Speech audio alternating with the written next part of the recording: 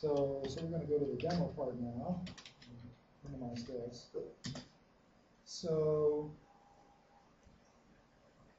what I've done, now I've started I've got quite a few packets. So at the beginning of the presentation, I started a sample of the traffic that was going on. And so Hi, Ray.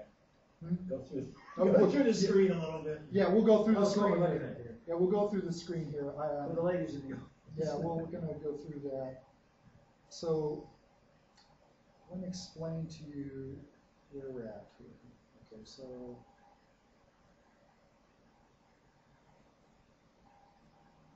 I'm going to stop that capture. What I did was I plugged in this backtrack is this. Yeah, this is a command, like a command prompt window would be on the Windows. It's a terminal window, shell window. And you can see on the very top there, it says the backtrack for VMware Player. So Right. you can see that he's using Right, so I'm using VMware Player. Player. Okay, so I just, I'm just going to capture this, so we'll have that for reference if we want it. And I'll just place it in the text file.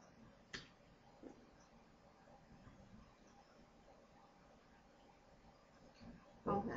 Now we'll now that I've I'll go back through the process that led us to here, just using the time to capture that data.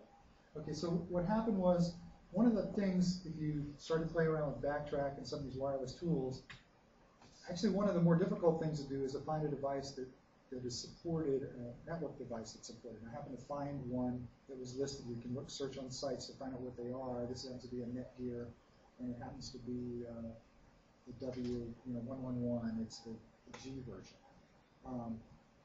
The M one doesn't work. It looks just the same. So that's one of the things. The challenge is to find one that works. That basically you put that thing in the promiscuous mode. The other advantage here was that using a USB device that was supported, you can run it in VMware. I don't have to. A lot of times the